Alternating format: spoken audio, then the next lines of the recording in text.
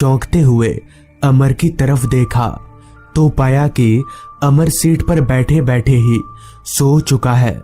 मैंने गाड़ी के रियरव्यू मिरर से पीछे देखा तो साहिल भी सो चुका था। इसी दौरान जब एक बार नजर घड़ी पर गई तो वक्त हो रहा था रात के 1:15 बजे का। हाईवे पूरी तरह से खाली हो चुका था।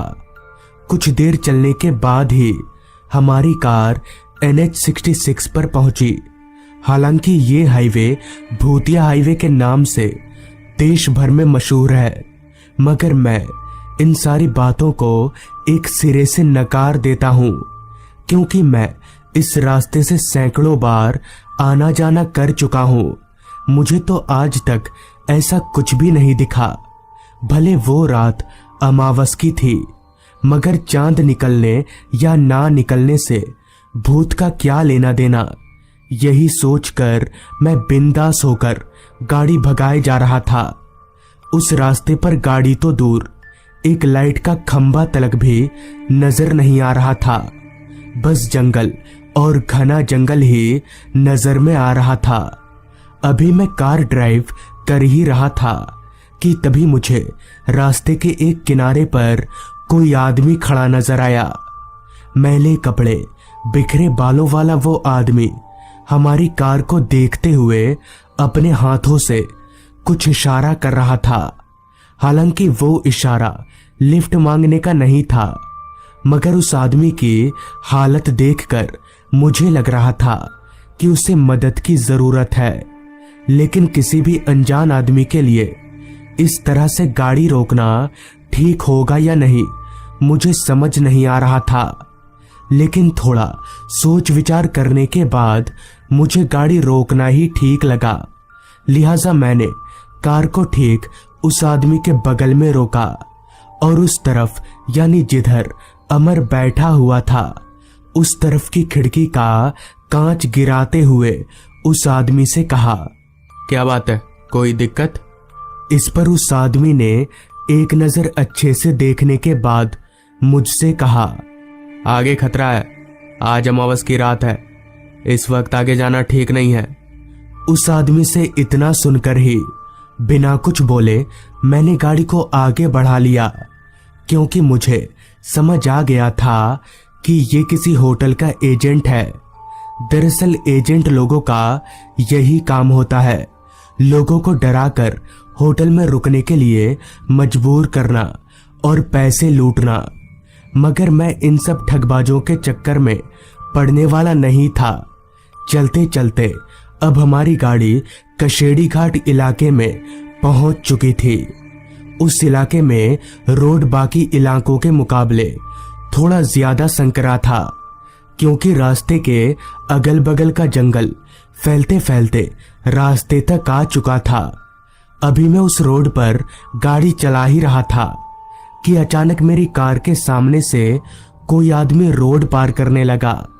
मैंने एक झटके से ब्रेक मारा, पर चूंकि मेरी गाड़ी काफी रफ्तार में थी, इसलिए ब्रेक मारने का कोई फायदा नहीं हुआ।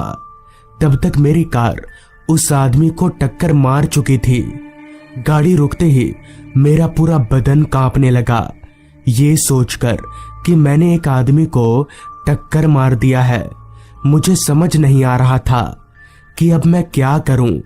झटके से ब्रेक लगाने के कारण मेरा भाई अमर और साहिल दोनों ही जाग चुके थे। तभी अमर ने मुझसे पूछा, क्या हुआ भैया, गाड़ी यहाँ क्यों रुकी है? अमर के सवाल का जवाब दिए बगैर मैं तुरंत गाड़ी से नीचे उतरा और उस आदमी को ढूंढने लगा जो थोड़ी देर पहले मेरी कार से टकराया था।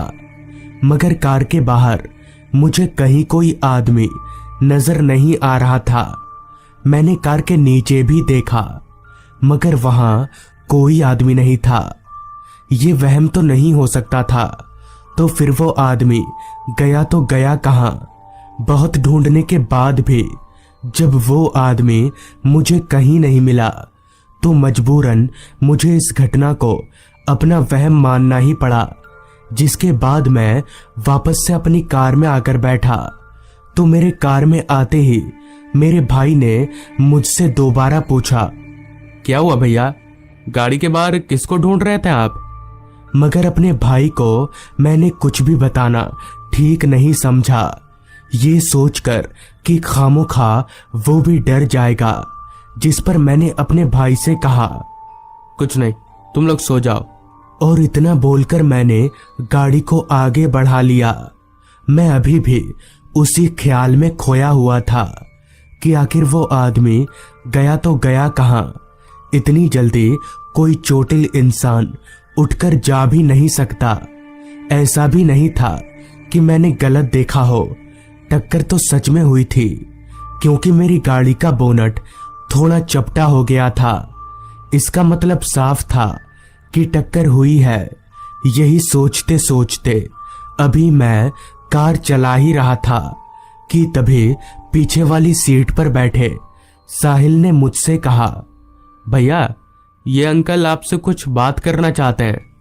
पहले तो मुझे लगा कि साहिल शायद नींद में बड़बड़ा रहा होगा, मगर जब मैंने गाड़ी की स्पीड कम करते हुए पीछे देखा तो मैं दंग रह गया, क्योंकि साहिल की आंखें खुली हुई थी, यानी वो जागते हुए ऐसा बोल रहा था।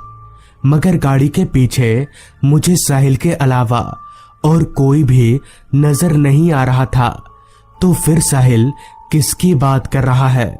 मैंने जब साहिल से ये पूछा तो उसने जवाब दिया, अरे यही अंकल, मेरे बगल में ही तो बैठे हैं, आपसे बात करना है उनको।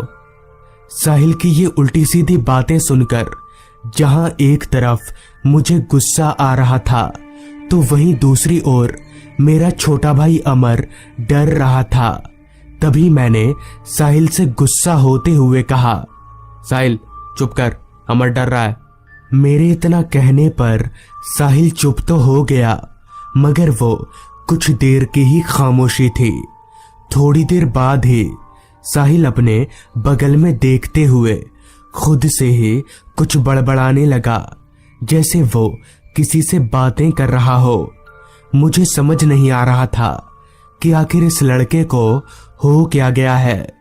इसी दौरान पता नहीं कैसे भूले भटके मेरी नजर गाड़ी के रियरव्यू मिरर पर चली गई, तो वहां मैंने जो देखा उसे देखकर मेरा पूरा बदन सिहर उठा, क्योंकि आरवीएम मिरर पर गाड़ी के पीछे मुझे दो लोग नजर आ रहे थे, एक साहिल और दूसरा वही आदमी जो कुछ देर पहले मेरी गाड़ी से टकराकर गायब हो गया था। उस वक्त पर मेरा दिमाग सुन्न पड़ चुका था। मेरी धड़कनों की रफ्तार के सामने बुलेट ट्रेन भी फेल थी। मैं गाड़ी चला तो रहा था, मगर मेरी नजर गाड़ी के आरवीएम मिरर पर थी। हालांकि मैं अंदर से बहुत डरा हुआ था, मगर मैं अपना डर जाहिर नहीं कर रहा था, क्योंकि मुझे डरा हुआ देख मेरा भाई भी डर जाता। एक जिंदा लाश की तरह मैं इस आस में गाड़ी चला रहा था कि शायद हमें कोई मदद मिल जाए, और ठीक ऐसा ही हुआ। कशेड़ी घाट इलाका पार करने के कुछ देर बाद ही हमें रास्ते के किनारे एक ढाबा नजर आया। उस वक्त वो ढाबा मेरे लिए लाइफ लाइन की तरह था, जिस वजह से मैंने बिना कुछ सोचे समझे कार को उस ढाबे की तरफ घुमा लिया। गाड़ी को ढाबे पर लगाने के बाद मैं दौड़कर ढाबे वाले के पास गया और उसे जल्दी से अपनी गाड़ी के पास ले आया। उसने मेरे बताए मुताबिक गाड़ी के पीछे वाली सीट और रियर व्यू मिरर पर देखा, मगर अब वो आदमी वहां से गायब था। जिसके बाद मैंने उस ढाबे वाले को पूरी बात खुलकर बताई, तो सारी बात सुनकर ढाबे वाले ने जो बताया वो और भी ज्यादा डरा देने वाला था। ढाबे वाले के मुताबिक आज से कुछ महीनों पहले उस रास्ते पर एक कार वाले ने एक आदमी को अपनी कार से टक्कर मार दिया था। टक्कर मारकर वो कार वाला वहां से फरार हो गया, जिस वजह से उस बेचारे आदमी की मौत हो गई। लेकिन अगर वो कार वाला फरार होने के बजाय उस आदमी को हॉस्पिटल ले जाता तो शायद वो आदमी बच जाता। तब से उसी आदमी की आत्मा कशेड़ी घाट के रास्तों पर भटकती रहती है।